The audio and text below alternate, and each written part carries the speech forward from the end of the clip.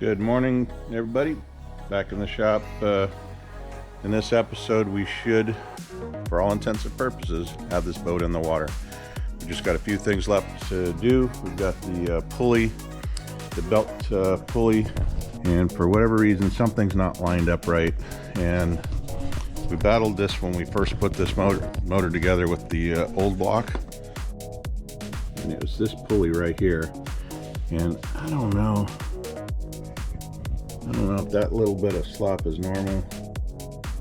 I can't imagine that's throwing the belt, but something's not right here, I believe. Shim wise, there's a washer here. That's not doing anything. There's some down there. There's one here. Now I had to make this bracket on the last motor because I stupidly cut that block off that it bolts to and put the steam valve coming out of the water pump in to where that block was because it was a nice thick surface to drill and tap. Well, then we bought a kit for the pulley that happened to want to use that block, so I built this standoff. Well, that standoff doesn't allow for any torque going back into the pump, and we put in this block, which is a permanent block, and solved the problem. And that permanent block just acts as a wedge basically and takes up where the pressure from the pulley is pushing on the water pump. That has worked perfectly fine the whole time the other engine was in here, and I don't know why it wouldn't be working now because it is welded in. It's not a removable part. We'll get a straight edge, try to figure all this out, get this thing working. We've just got that. We've got the, as mentioned in the last video, the seat, a little bit of wiring, and the side panel on the heater, and that's it. This boat is ready. Oh, and hook up the drive line right down here. Other than that, we're ready to do testing. We've done our break-in on it here in the shop. We did it with an AMSOIL break-in oil for Dan, the engine guy, and that's all done. And now we've got the running engine oil in it, which you saw at the last video. So, yeah, we can get a decent day. We're ready to put it in the water. However, the weather has been like this or foggy for the last 2 weeks straight. Since, gosh, Thanksgiving, before Thanksgiving, I don't know. We have not seen the sun here in quite some time. So, hopefully, and yeah, you might call me a sissy for not wanting to take it out in this weather, but I'm not worried about taking it out in this weather. I'm worried about if something goes wrong, having to deal with it in this weather. We're supposed to get rain for the next 7 days straight. So this is unfortunately going to be an after Christmas video. However, as of this time, I still have some of the giveaway stuff available for you guys. So I'm going to keep putting stuff in packages until I run out. And I haven't ran out yet. So hope you get online there. Click on that code right there, get you some merch. And again, if you want to request something in the merch, we'll make you whatever you want. So, all right, let's get to work. So I got everything covered up here. The most important thing to cover up here is these darn turbo blankets. Boy, you get those things in your skin, and it is hell for a while. You just itch and feel it poking you and so on. Not going to worry about that other one, but got a cover over the engine so I can lay on top of it. Got the sides protected, and let's get after this thing. Okay, that was a little difficult, crammed in that space up there, but I think I've got it pretty well aligned. We will start it up and see what she's got.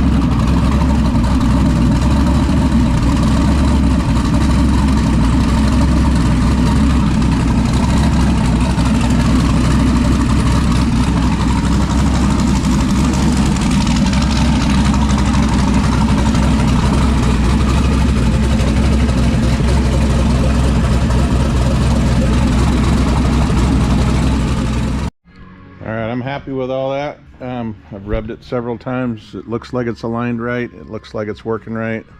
Sounds great. God, this new motor just sounds so much deeper and throatier than the old motor, because it is.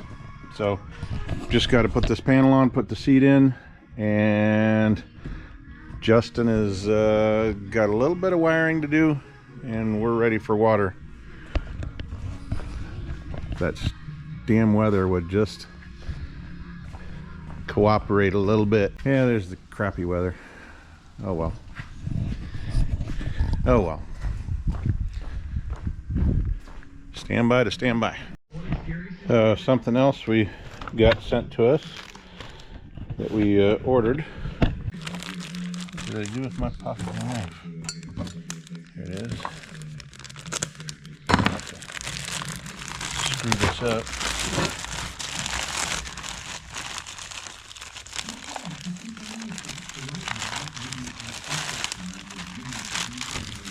These are the pads in here. Nice. Just adds a little bit of that blue that we've got going around the boat into the trailer.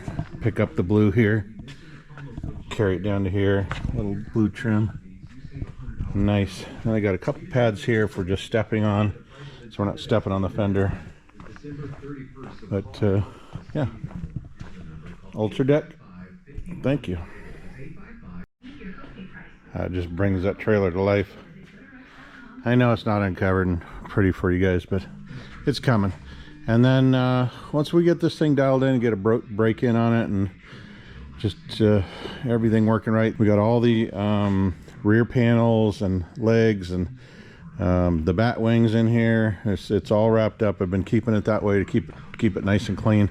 It basically ties in all of this and buttons up into all this and covers this whole thing up. But I don't want to cover it up until obviously we put some time on it and we know we don't have any leaks, any problems, because once you do, it's not just, you know, a fold up cover. I did try to figure out a way to do a fold up cover, and it was gonna, it's possible, definitely possible, but budget wise just wasn't in the cards. But basically it was going to hinge between the center here and have a piece in the center we call the spine that would lift up hydraulically, and then it would split in the center here,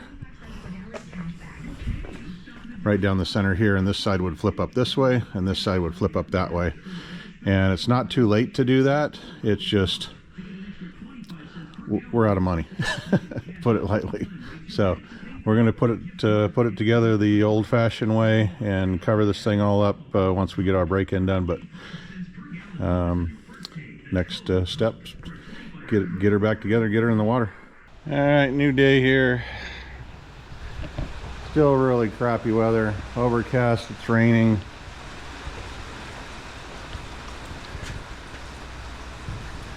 Definitely not boat weather, but I've got a couple other projects. My new Speed El Diablo, if you let it sit for too long, the battery goes down on it and it doesn't want to start. So I got to figure out a way to put a charger on it, and installing this new Hollander Motorsports fuel neck extension to extend the fuel neck. And right out of the gate I got a problem with it.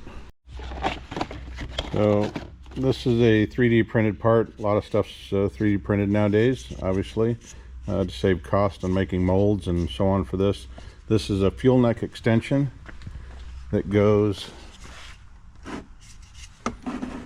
right here to extend this out and make it more accessible. Obviously it'll sit down, but it'll if you replace the cap with this, the cap now goes in here and just makes it more accessible, gives it a little bit of a neck, and lets you have a little more visual on your fuel filling. However, I don't know if this shows up, but the 3D printing on this did not turn out well. I don't know how to get the lighting in there to make it work, but it is pretty messed up, to say the least. It's pretty like the 3D printer was not hot enough or something. So first problem, contacted Hollander Motorsports via text, and within minutes they asked for my order number and they're sending me a new one. That's the kind of service you want from somebody supplying you something. So hopefully the new one will be fixed. You know, the one that they have on their ad is obviously very clean. I think this one just got away from the printer somehow and somebody didn't catch it and put it in a box and away it went. So anyway, hats off to Hollander Motorsports for immediately solving the problem. Can't fix it today, but you know, it's not going back out until President's Weekend, so we've got time. Next problem is I've got to find the battery on this thing, and I have a feeling it's right down in here under this cover right here. So let's put some light in there. Yeah, I think it's right under this cover right here. So we just got to figure out how to get that cover off. Okay, I found the battery. Pretty easy to get to, actually. It's right under this cover right here.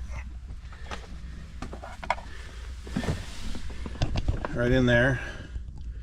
I say it's easy to get to, but changing it might be a little different story. But anyway, so I'm going to go down to the parts place, buy a Trickle charger, mount it to that battery, positive negative, with the cord sticking out of the side of this box right here, and then when I park it for the winter or whatever, I can put it on a Trickle charger and just keep the battery up.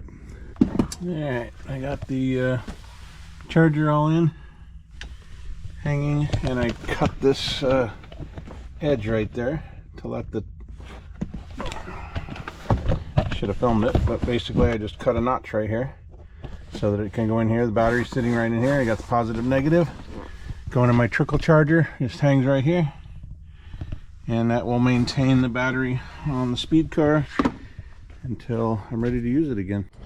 And I got my Glamis fire pit / barbecue ready to go for Cerakoting. Looking pretty cool. Got the big monster one and the little baby one. The little baby one's going to be traveling with me, and we'll see how that works. And the big monster one is for Mom for Christmas. And so now I can't show this till after Christmas because she watches my videos and she'll know it's for her. Love you, Mom. Okay, something else you're going to want to get yourself for your car is, I want to say your speed car, for your speed car is Milwaukee. You don't have to buy Milwaukee, but I like Milwaukee. I have Milwaukee on all my other tools. But the 3/8 drive and a couple batteries, have them charged up. I'm going to keep them in the toolbox here, and we're going to use those to remove these screws whenever we have to take the bed off, whenever we have to access the battery, anything like that needs they're all Allen, and we're going to get the right one and remove that battery cover and show you how we install the Trickle charger or battery maintainer. And this is a metric, says CR-V5 titanium. Good stuff. That's the setup. That's going to come in really handy to keep in this car all the time, because we're going to be using it to take off these. Come right off.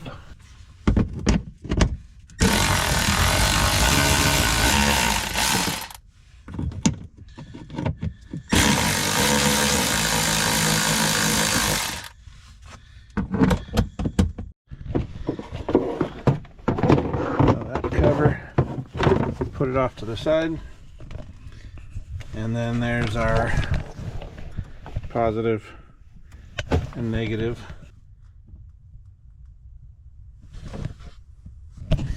Then I brought it right over here, basically cut a notch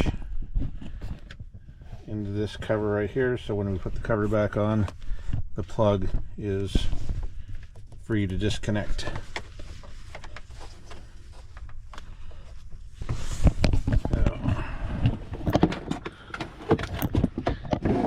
Cover back on, check the wires. The wire's good right there. Put the screws back in.